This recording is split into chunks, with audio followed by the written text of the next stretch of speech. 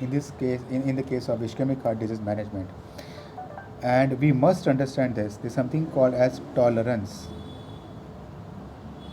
to GTN or nitrates, I can say. Talk about nitrates. What exactly is tolerance? Tolerance अपने को पता है. By definition, what is tolerance? Decrease the effect of the same dose if it is repeatedly used. In a layman's language, tolerance को मैं बताता हूँ. Let's say for example, if you have kids, or remember when you were kids, if your parents are scolding you every now and then for non-specific reasons, every day,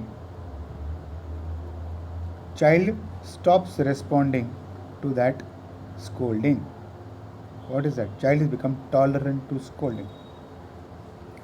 Similar thing is going to happen in case of GTN also.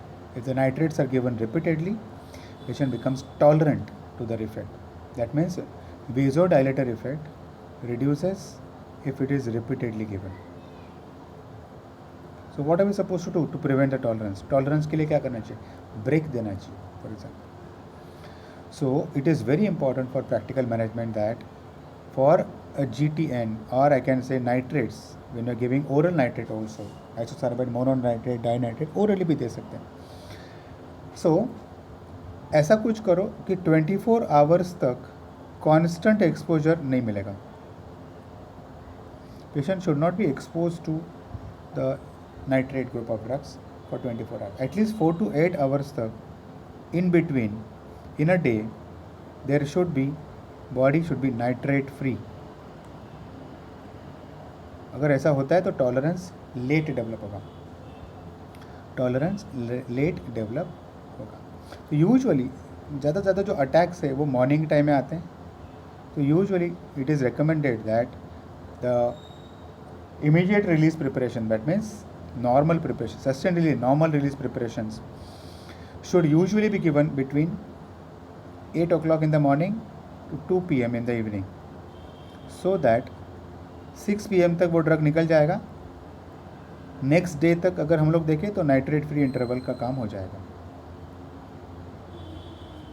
Usually it is given in the morning time so that nitrate free का जो benefit मिलने वाला है और tolerance जो develop होने वाला है वो नहीं मिलेगा. You will not get the tolerance getting developed. So this is what you can do for immediate release preparations. हाँ, सस्टेन रिलीज अगर है तो उसका एक्सपोजर जो है वो लॉन्ग टर्म होने वाला है. सो लॉजिकली देखें तो इमीडिएट रिलीज प्रिपरेशन और सस्टेन रिलीज प्रिपरेशन किस में टॉलरेंस ज़्यादा डेवलप होगा? सस्टेन रिलीज में tolerance is going to develop more than immediate release preparations. Sustain release preparation going to develop tolerance more because वो स्लोली ग्रेजुअली रिलीज होकर body में मिलेगा. सो बॉडी को नाइट्रेट फ्री इंटरवल कम मिलेगा. हाँ, we can also use, the third way we can use is in the form of patch, जिसको 24 hours तक या तो more than that nitrate exposure चाहिए, जिसको और रिपीटेड अटैक्स आ रहे हैं, तो we may give a patch, transdermal patch, if you remember that. Transdermal patch we are supposed to give. When we give transdermal patch, the drug is getting into the skin, the getting into blood circulation very slowly over the period of time. So this is going to have more tolerance develop. तो उसके लिए क्या करना चाहिए? Remove the patch for 6 to 8 hours and reapply it. Of course उसका reapplication में उसका इतना स्टिकीनेस उसका नहीं रहता है. तो यूजुअली पैच अगर यूज़ करते हैं तो टॉलरेंस ज़्यादा डेवलप होगा.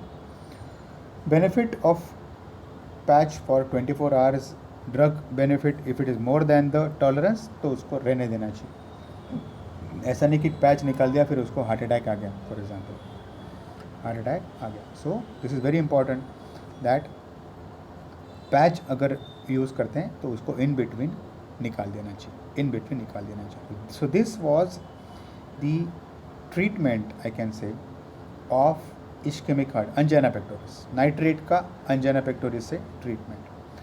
Now, as we already also had a discussion that nitrates